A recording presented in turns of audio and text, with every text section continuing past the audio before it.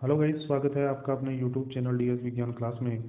आज के सेशन में हम सीबीएसई स्टूडेंट्स के लिए स्पेशल क्वेश्चंस लेकर आ रहे हैं जो उनके लिए हेल्पफुल होने वाले हैं, इसलिए वीडियो को अंत तक देखना है।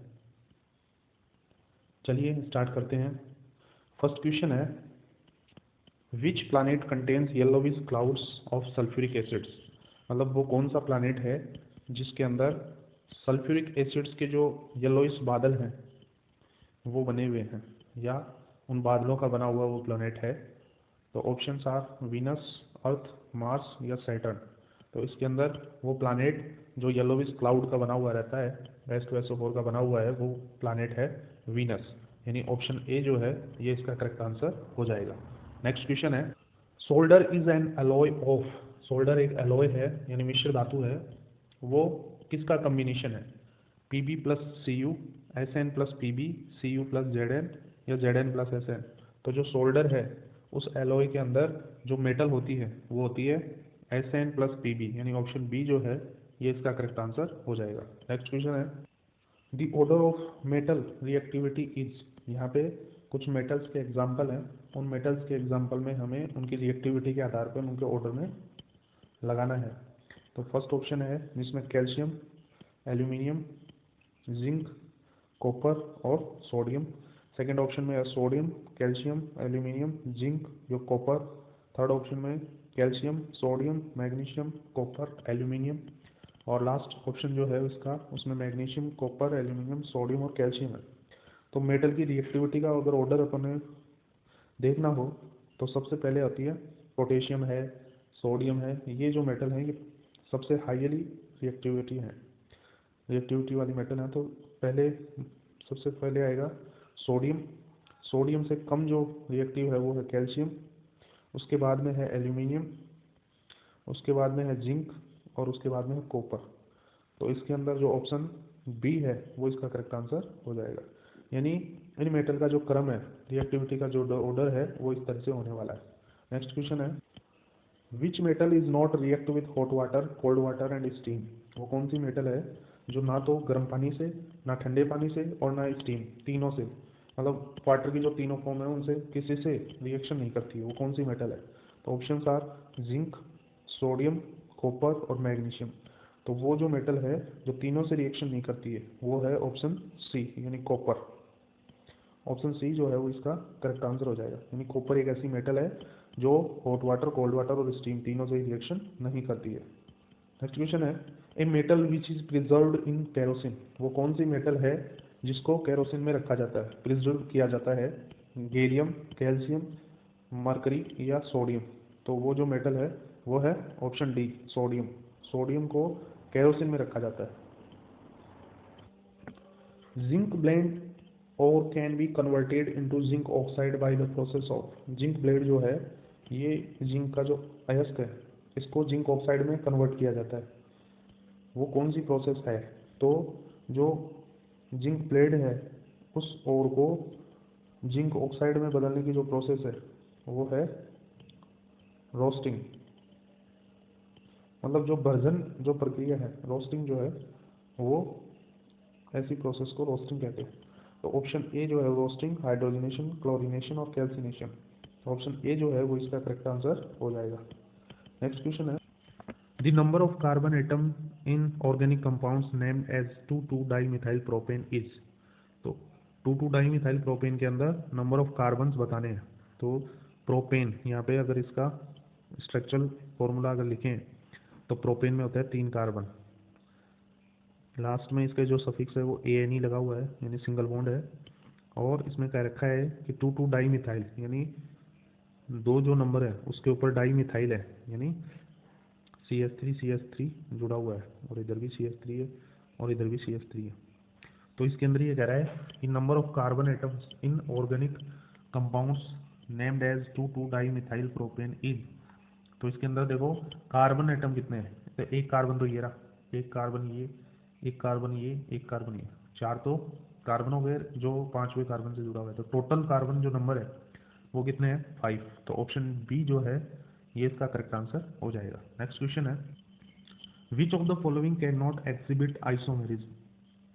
मतलब यहाँ पे जो कार्बन एटम, कार्बन जो कंपाउंड है उसमें ये बताना है कि वो कौन सा है जो आइसोमेरिज्म शो नहीं करता है।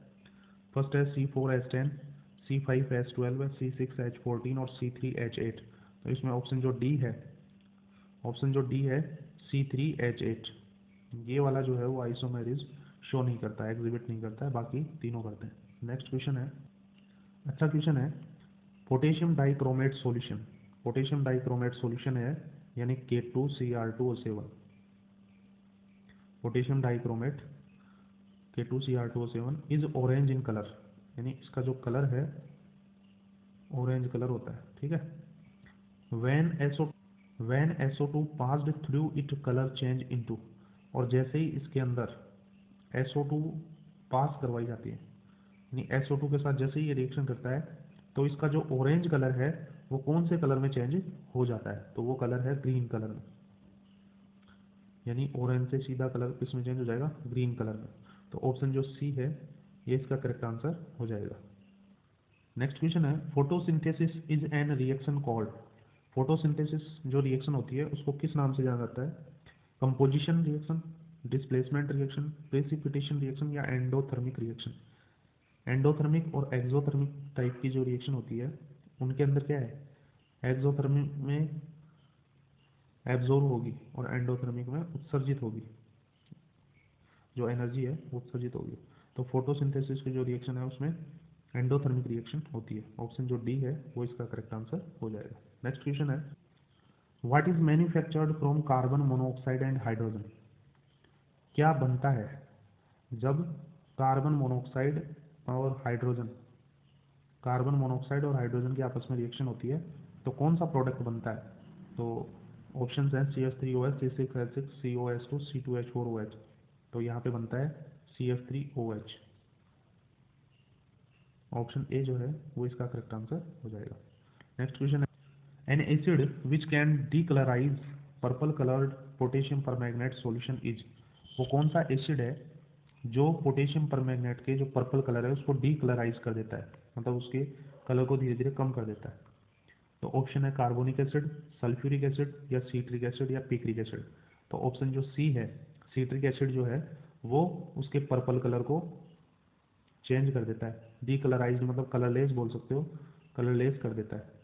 तो वो कौन सा एसिड है, सीट्रिक एसिड। तो ऑप्शन सी जो है वो इसका करेक्ट आंसर हो जाएगा।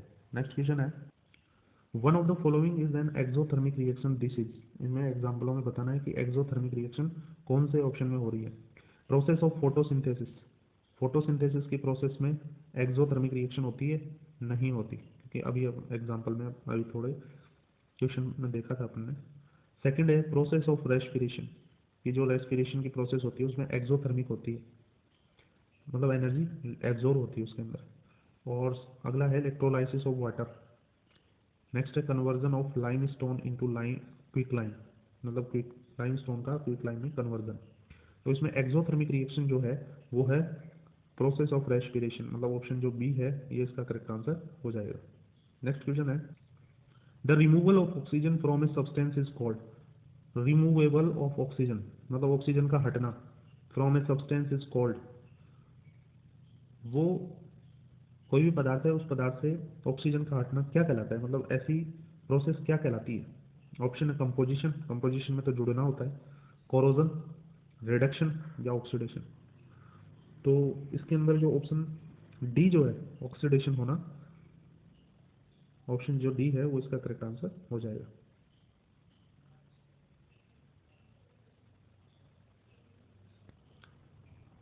Removable of oxygen from a substance is called, removable of oxygen है ना।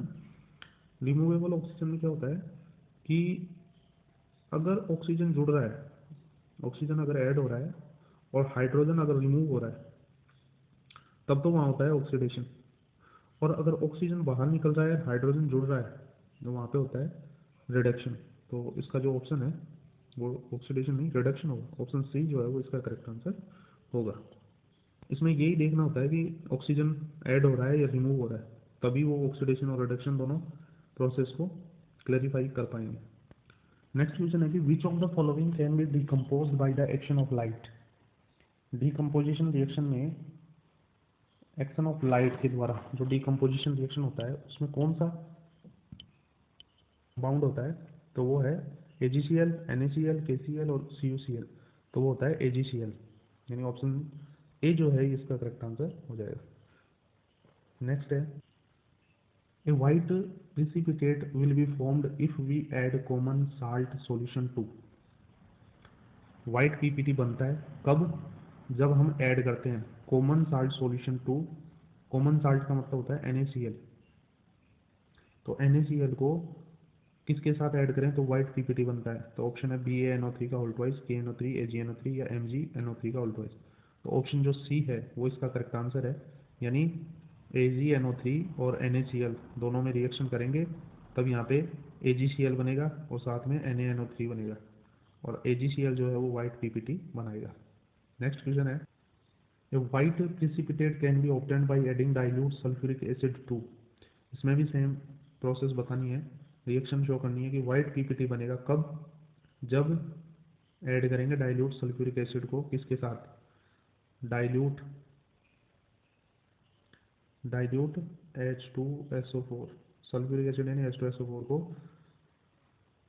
किसके साथ रिएक्शन कराएंगे तो वाइट पीपीटी बनेगा, तो option CuSO4, NaCl, BaCl2, Na2SO4, तो ऑप्शन सी जो है BaCl2 बेरियम क्लोराइड की डाइल्यूट H2SO4 के साथ रिएक्शन कराएंगे तो BaSO4 प्लस HCl बनेगा, तो यहाँ पे ऑप्शन जो सी है वो इसका करेक्ट आंसर हो जाएगा।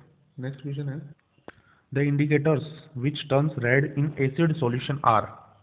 वो कौन सा इंडिकेटर है जो टर्न करेगा रेड के अंदर, एसिड सॉल्यूशन आपके पास दिया हुआ है, एसिड सॉल्यूशन के अंदर वो रेड करेगा, तो वो कौन सा है इंडिकेटर, ऑप्शन है turmeric and litmus, litmus and methyl orange, phenolphthalein and litmus, phenolphthalein and methyl orange, तो ऑप्शन जो बी है वो इसका करेक्ट आंसर हो जाएगा कि एक तो लिटमस और एक मिथाइल ऑरेंज, ये दोनों इंडिकेटर एसिड सॉल्यूशन के अंदर रेड में रहेंगे, रेड कलर को शो करेंगे।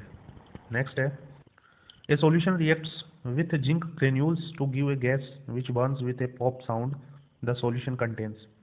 द सॉल्यूशन रिएक्ट्स, एक सॉल्यूशन है वो रिएक्शन करेगा जिंक के साथ, तो वो सॉल्यूशन कौन सा है उसकी रिएक्शन करेंगे और साथ में वो पॉप साउंड निकालेगा, जब वो जलेगा यानी दोनों के आपस में रिएक्शन होगी तो पॉप साउंड बनेगी, तो ऑप्शन है यहाँ पे MgOH का होल ट्वाइस, Na2CO3, NaCl या HCl, तो वो जो सॉल्यूशन है जो जिंक ग्रेन्यूल से रिएक्ट करेगा ऑप्शन डी HCl, और HCl यहाँ पे रिएक्शन करेगा तो यहाँ पे बनेगा ZnCl2 प्लस H2, यानी जो हाइड्रोजन जो होती है उसके पास जो माचिस की जो तिल्ली लेकर जाते हैं मैच स्टिक्स, तो वो पॉप साउंड के साथ बर्न होती है। नेक्स्ट है the property which is not show by the acid is. जो एसिड होते हैं उनके द्वारा इनमें से कौन सी प्रॉपर्टी शो नहीं की जाती है, the property which is not show by acid is, acid इनमें से कौन सी प्रॉपर्टी को शो नहीं करते हैं, ऑप्शन है दे हैव शोर टेस्ट, मतलब उनका खट्टा टेस्ट होता है, वे लिटमस पेपर को रेड में कन्वर्ट कर देते हैं, उनका pH 7 से कम होता है, या वे साबुन के जैसे चिकने होते हैं, मतलब उनको टच करते हैं तो वो साबुन के जैसे दिखाई देते हैं, तो ऑप्शन जो डी है वो इसका करेक्ट आंसर हो जाएगा, क्योंकि जो एसिड होते हैं वो खट्टे भी होते हैं, शोर भी होते हैं, रेड लिटमस पेपर टर्न करेंगे रेड में, pH उनका 7 से कम होता है, ये तीनों तो शो कर रहे हैं एसिड, लेकिन ये कम ये है बेस के लिए है, तो ऑप्शन डी जो है इसका करेक्ट आंसर हो जाएगा। नेक्स्ट है which medicine is used for the treating indigestion cause by over eating. वो कौन सी मेडिसिन है जो ओवर ईटिंग करने के बाद में इंडाइजेशन के ट्रीटमेंट में काम में ली जाती है, एंटासिड, एंटीसेप्टिक, एनाल्जेसिक और एंटीबायोटिक, सीधा सा क्वेश्चन है, इसमें वो मेडिसिन जो इंडाइजेशन में काम में ली जाती है वो एंटासिड, यानी ऑप्शन ए जो है ये इसका करेक्ट आंसर हो जाएगा। नेक्स्ट है बी स्टिंग कंटेन्स, मधुमक्खी का जो डंक होता है उसके अंदर कौन सा इनमें से पाया जाता है, acetic liquid, salt solution, alkaline liquid या एल्कोहल। मधुमक्खी के काट लेने पर कौन सा लिक्विड या सॉल्यूशन जो है वो रिलीज करेगा, तो ऑप्शन ए जो है एसिटिक लिक्विड जो है वो रिलीज करती है, जिससे इचिंग होने लग जाती है, जहाँ पे भी उसने डंक लगाया है वहीं पे वो खुजली स्टार्ट हो जाती है। मतलब उसने एसिड लिक्विड जो है वो डंक के माध्यम से आपके बॉडी में इंजेक्ट किया होता है। फिर उसको न्यूट्रल करने के लिए कोई ना कोई बेस की जो चीज़ है, जैसे कैलामाइन लोशन वगैरह है, कुछ ना कुछ ऐसा लगाया जाता है जिससे एसिड और बेस आपस में रिएक्शन करके न्यूट्रलाइज रिएक्शन हो जाए। नेक्स्ट क्वेश्चन है, fresh milk has a pH of 6। Fresh milk जो होता है उसका 6 pH है। When milk change into curd then the pH value. जब ये फ्रेश दूध जो है वो दही में कन्वर्ट हो रहा है तो इसका जो pH है उसमें क्या परिवर्तन होगा? वो 7 हो जाएगा, वो 6 से कम हो जाएगा, 7 से ज़्यादा हो जाएगा, या सेम ही रहेगा, कोई बदलाव नहीं होएगा? तो ऑप्शन 7 जो है वो तो न्यूट्रल हो जाएगा, लेकिन जो कर्ड होता है वो थोड़ा सा क्या होता है, खट्टा सा होता है, इसलिए वो लेस देन 6 जो ऑप्शन बी है वो इसका करेक्ट आंसर होगा, क्योंकि मोर देन 7 होने से वो क्षारीय हो जाएगा, बेसिक हो जाएगा, और रिमेन सेम मतलब सेम तो रहता नहीं है, तो ऑप्शन बी जो है वो इसका करेक्ट आंसर है। नेक्स्ट है, the product of chlor alkali process are. जो क्लोर एल्कली प्रोसेस होती है उसका जो प्रोडक्ट है वो क्या क्या है, प्रोडक्ट के रूप में वो क्या क्या बनाती है? NaCl, Cl2H2, H2Cl2 NaOH, Cl2 Na2CO3 H2O, या NaOH Cl2 HCl। तो क्लोर एल्कली जो रिएक्शन होती है उसके अंदर जो प्रोडक्ट के रूप में वो बनता है एक हाइड्रोजन, Cl2 और NaOH। ये तीनों जो है ये प्रोडक्ट होते हैं उस प्रोसेस के अंदर। तो H2 Cl2 और NaOH, ये ऑप्शन बी जो है ये इसका करेक्ट आंसर हो जाएगा। नेक्स्ट क्वेश्चन है, the number of molecules of water, number of molecules of water of crystallization present in washing soda crystals is। washing soda जो होता है यानी Na2CO3 सोडियम कार्बोनेट जो होता है उसके अंदर जो H2O के नंबर ऑफ मॉलिक्यूल्स हैं वो कितने होते हैं? तो वो होते हैं 10H2O, Na2CO3.10H2O। ये वॉशिंग सोडे का फॉर्मूला हो जाएगा। तो इसके अंदर क्रिस्टलाइजेशन के अंदर इसका जो फॉर्मूला है वो जल के 10 मॉलिक्यूल है। तो ऑप्शन सी जो है वो इसका करेक्ट आंसर हो जाएगा, ऑप्शन सी। नेक्स्ट है, the formula of baking soda. Baking सोडे का फॉर्मूला बताना है। तो Na2CO3 तो सोडियम कार्बोनेट है, KHCO3, NaHCO3 और K2CO3। तो बेकिंग सोडा जो है उसका फॉर्मूला होता है सोडियम बाइकार्बोनेट यानी NaHCO3। ऑप्शन सी जो है वो इसका करेक्ट आंसर हो जाएगा। नेक्स्ट क्वेश्चन है, the salt whose the aqueous solution will have no effect, no either red litmus or blue litmus। aqueous solution salt की है उसके अंदर कोई इफेक्ट नहीं है, ना तो उसके अंदर रेड लिटमस में कोई परिवर्तन हो रहा है ना ही ब्लू लिटमस में कोई परिवर्तन हो रहा है। तो वो साल्ट कौन सा है? सोडियम एसीटेट है, अमोनियम सल्फेट है, सोडियम कार्बोनेट है, या फिर पोटेशियम सल्फेट है? तो ऑप्शन जो डी है वो इसका करेक्ट आंसर हो जाएगा,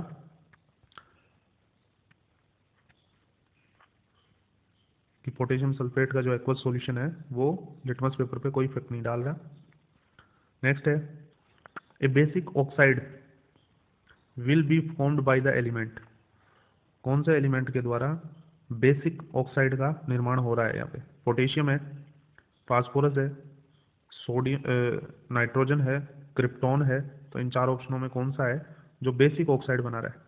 तो ऑप्शन जो ए है पोटेशियम के जो है इसका करेक्ट आंसर हो जाएगा, यानी ए ऑप्शन जो है वो इसका करेक्ट आंसर होगा। नेक्स्ट है, out of KCl, HCl, CCl4, NaCl the compounds which are not ionic are. यहाँ पे इन चार कंपाउंडों में हमें ये बताना है कि इनमें से ऑप्शन है इनमें से कौन सा आयोनिक नहीं है।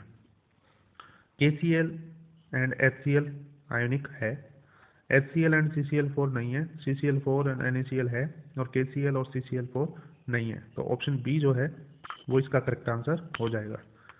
इस क्वेश्चन में जो आयोनिक कंपाउंड होते हैं उनमें जो इलेक्ट्रॉन होते हैं उनका ट्रांसफर होता है,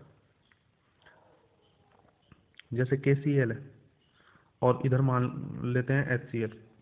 तो यहाँ पे पोटेशियम और क्लोरीन ये दो एटम हैं, इनका हमें ये देखना है कि इसके अंदर कितने इलेक्ट्रॉन हैं, इसके अंदर कितने इलेक्ट्रॉन हैं। क्लोरीन पे जो इलेक्ट्रॉन रहेंगे वो नेगेटिव चार्ज वाले होंगे और पोटेशियम पे जो होंगे वो पॉजिटिव चार्ज वाले होंगे।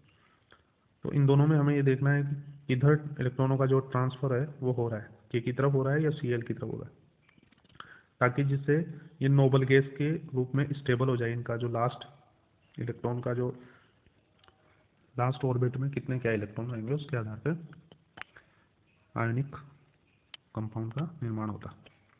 नेक्स्ट है क्वेश्चन, अच्छा क्वेश्चन है, द रिचार्जेबल बैटरी, जो रिचार्जेबल बैटरी होती है यूज्ड इन मोबाइल फ़ोन, जो मोबाइल फ़ोन में यूज़ की जाती हैं मोबाइल हैंडसेट के अंदर, वो यूजुअली किसकी बनी होती हैं, कौन से आयन होते हैं उस बैटरी में?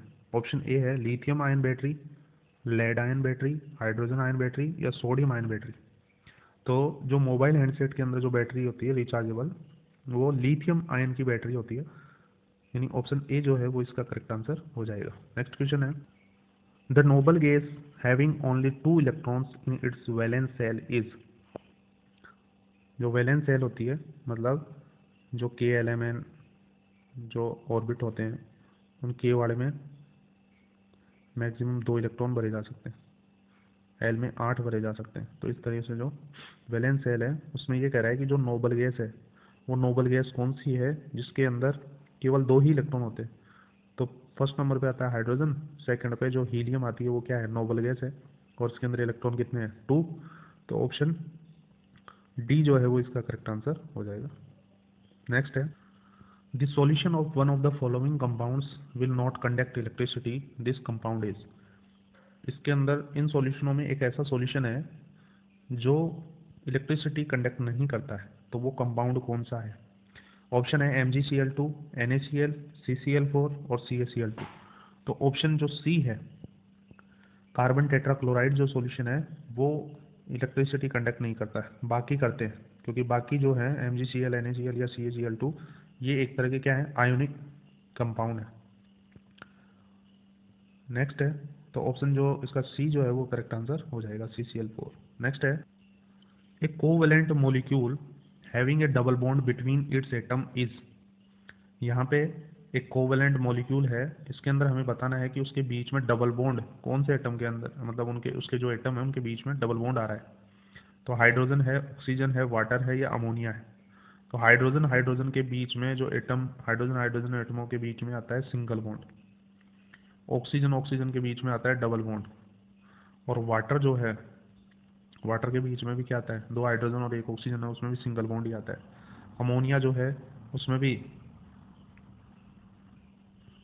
सिंगल बॉन्ड ही है। तो एक ही ऑप्शन बचा जिसमें अंदर डबल बॉन्ड है, वो है ऑक्सीजन का, यानी ऑप्शन बी जो है वो इसका करेक्ट आंसर हो जाएगा। नेक्स्ट क्वेश्चन है, कैलामाइन ओर, जो कैलामाइन ओर है, तो कैलामाइन ओर किसका होता है, जिंक, जिंक जो मेटल है उसका कैलामाइन ओर है, ये कन्वर्ट हो रहा है जिंक ऑक्साइड में। तो ये प्रोसेस क्या कहलाती है, कैल्सिनेशन, रोस्टिंग, सल्फोनिकेशन या डिहाइड्रेशन? ये प्रोसेस कहलाती है कैल्सिनेशन, यानी ऑप्शन ए जो है वो इसका करेक्ट आंसर होगा। कोई भी ओर है, किसी भी मेटल का जो ओर है, जब वो ऑक्साइड में कन्वर्ट हो रहा है, तो ऑक्साइड में कन्वर्ट होने की नॉर्मली 2 प्रोसेस होती हैं, एक होती है कैल्सिनेशन और एक होती है रोस्टिंग। तो कैल्सिनेशन में तो क्या होता है कि जैसे कार्बोनेट के ओर हैं, या जैसे ये जिंक का एग्जांपल आ गया, इस तरह के जो ओर हैं वो चेंज हो जाते हैं ऑक्साइड में, हो जाएगी कैल्सिनेशन। लेकिन अगर सल्फाइड ओर वगैरह है, सल्फाइड के ओर है, तो वो रोस्टिंग प्रोसेस के अंतर्गत होगा। तो यहाँ पे कैलामाइन ओर के बारे में पूछा है, तो कैलामाइन ओर जब जिंक ऑक्साइड में कन्वर्ट हो रहा है तो वो कैल्सिनेशन प्रोसेस कहलाती है। नेक्स्ट क्वेश्चन है, brass is an alloy of, brass एक मिश्र धातु है, एलॉय है, तो उसके अंदर कॉम्बिनेशन कौन कौन सी मेटल का होता है, Cu plus Sn, copper plus tin, Cu and Pb, lead और कॉपर का, या लेड या टिन का, या कॉपर या जिंक का। तो ब्रास जो होती है उसके अंदर जो कॉम्बिनेशन होता है वो होता है कॉपर और जिंक का, Cu प्लस Zn, यानी ऑप्शन डी जो है ये इसका करेक्ट आंसर हो जाएगा। नेक्स्ट क्वेश्चन है, an ore of manganese metal is, वो कौन सी ओर है, मैग्नीज का जो ओर है, एस्क जो है वो कौन सी मेटल का है, मैग्नीज मेटल का जो ओर है वो कौन सा है? या बोल सकते हैं कि मैग्नीज का जो ओर है वो क्या कहलाता है, बॉक्साइट, हेमेटाइट, क्यूप्राइट या पाइरोलोसाइट? तो ऑप्शन जो डी है वो इसका करेक्ट आंसर होगा, पाइरोलोसाइट जो है वो मैग्नीज मेटल का ओर कहलाता है, D option is correct. Next question है, the metal which can be extracted from the bauxite ore, जो बॉक्साइड ओर है उससे कौन सी मेटल जो है वो एक्सट्रैक्टेड की जाती है, निष्कर्षित की जाती है? सोडियम है, मैग्नीज है, एल्यूमिनियम या पारा है। तो ऑप्शन जो सी है वो इसका करेक्ट आंसर होगा, यानी एल्यूमिनियम जो है वो बॉक्साइड ओर का मेटल है। बॉक्साइड ओर को एक्सट्रैक्ट करके एल्यूमिनियम मेटल प्राप्त की जाती है। नेक्स्ट क्वेश्चन है, इन स्टेनलेस स्टील, स्टेनलेस जो स्टील एलॉय है, मिश्र धातु है, उसके अंदर आयरन के साथ साथ यानी Fe के साथ साथ और कौन कौन सी मेटल मिली हुई रहती है? तो आयरन के साथ साथ जो मेटल मिली रहती हैं वो है क्रोमियम और निकल। यानी इन तीनों का जो कम्बिनेशन है, आयरन, क्रोमियम और निकल, इन तीनों का कम्बिनेशन जो है वो स्टेनलेस स्टील का निर्माण करता है। और स्टेनलेस स्टील क्या है? एक मिश्र धातु है, एलॉय है। तो इसके अंदर ऑप्शन जो है वो क्रोमियम और निकल का ऑप्शन बी जो है वो करेक्ट आंसर हो जाएगा। नेक्स्ट है, which of the following reaction are used to carry out the thermite reaction required for welding the broken railway tracks.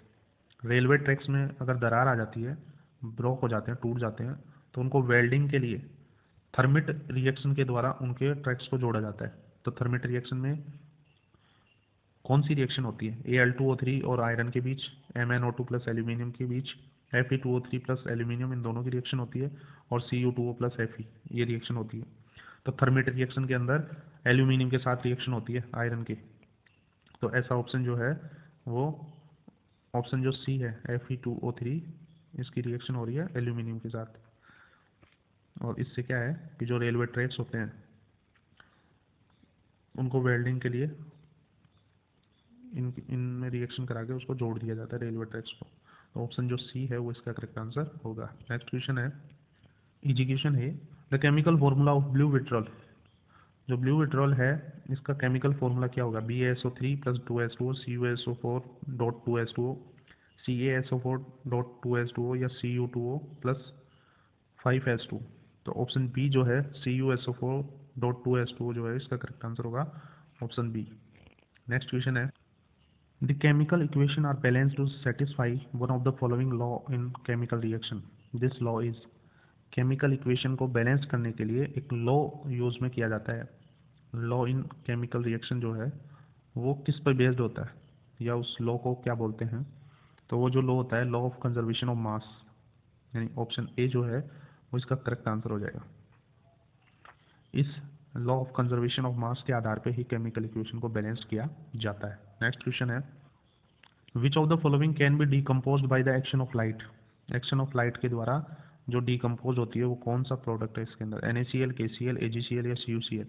तो ऑप्शन सी जो है वो इसका करेक्ट आंसर हो जाएगा।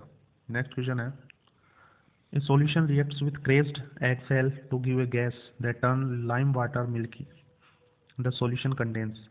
एक सॉल्यूशन जो है वो रिएक्शन करता है क्रेज्ड एग सेल के साथ और एक गैस देता है, जो गैस क्या करती है? लाइम वाटर मिल्की, मतलब जो लाइम वाटर होता है उसको मिल्की, दूधिया बना देती है। तो नॉर्मली जो एग सेल होती है वो कैल्शियम कार्बोनेट की बनी होती है, CaCO3 की बनी रहती है। और ये CaCO3 कौन से सॉल्यूशन के साथ रिएक्शन करेगी? जो CO2 बनाती है।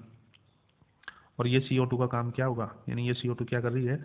लाइम वाटर को, लाइम वाटर के अंदर रिएक्ट करके उसको और ज़्यादा मिल्की बना रही है। तो वो जो सॉल्यूशन है वो सॉल्यूशन है HCl, हाइड्रोक्लोरिक एसिड। तो हाइड्रोक्लोरिक एसिड की CaCO3 कैल्शियम कार्बोनेट के साथ रिएक्शन करके CO2 गैस बना रही है। तो ऑप्शन जो डी है वो इसका करेक्ट आंसर हो जाएगा। नेक्स्ट क्वेश्चन है, what is used as a raising agent in making cakes and as a fire extinguisher.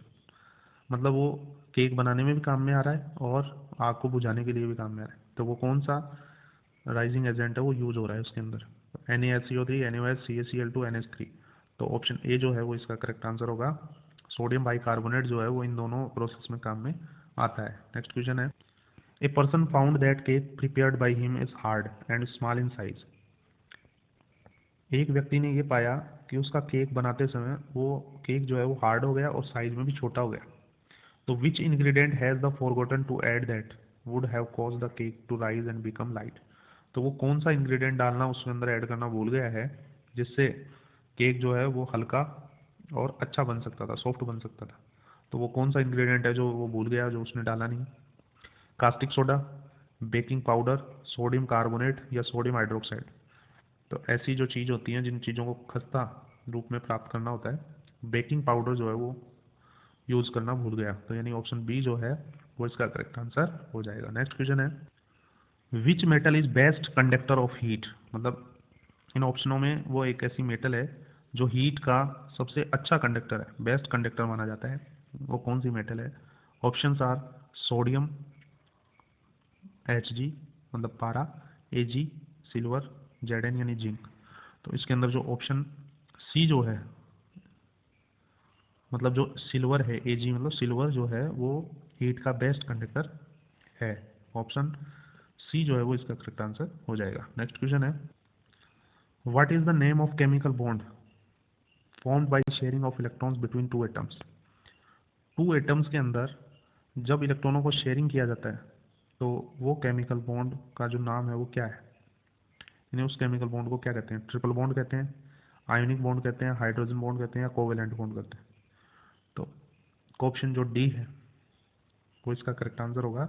जब इलेक्ट्रॉनों को शेयरिंग हो रहा है तो कोवेलेंट बॉन्ड बनाते हैं आपस में एटम, और यदि इलेक्ट्रॉन्स ट्रांसफर हो रहे हैं तो वहाँ पे आयोनिक बॉन्ड बनता है। इसमें शेयरिंग ऑफ इलेक्ट्रॉन पूछा है तो ऑप्शन डी जो है कोवेलेंट बॉन्ड वो इसका करेक्ट आंसर होगा। नेक्स्ट क्वेश्चन है, a metal which can be easily cut with knife. वो कौन सी मेटल है जिसको आसानी से चाकू की सहायता से काटा जा सकता है। मरकरी, सोडियम, कैल्शियम या लेड। तो वो मेटल है सोडियम, यानी ऑप्शन बी जो है वो इसका करेक्ट आंसर हो जाएगा। नेक्स्ट क्वेश्चन है, which metals foils are used for packing food item. जो फूड आइटम को पैक करने में, जैसे कि बिस्कुट है, चॉकलेट है, मेडिसिन है, सिगरेट है, इन सबको पैक करने के लिए उस मेटल की जो फॉइल है वो काम में आती है। तो वो कौन सी मेटल है, एल्यूमिनियम है, कॉपर है, मरकरी है या गोल्ड। तो वो जो मेटल है वो है एल्यूमिनियम की फॉइल जो है वो इन सब चीज़ों में काम में आती है। तो ऑप्शन ए जो है वो इसका करेक्ट आंसर हो जाएगा। नेक्स्ट क्वेश्चन है, name the metals which are always found in combined state. उस मेटल का नाम बताना है जो हमेशा कंबाइंड स्टेट के रूप में पाई जाती है। गोल्ड, प्लेटिनम, मैग्नीशियम या नन ऑफ अबोव। तो वो कौन सी मेटल है जो अर्थ में कंबाइंड स्टेट के रूप में पाई जाती है। तो वो मैग्नीशियम है। ऑप्शन सी जो है वो इसका करेक्ट आंसर हो जाएगा। उम्मीद है वीडियो आपको पसंद आया होगा। यदि पसंद आया तो इसको लाइक करें और शेयर करें। Thank you for watching video.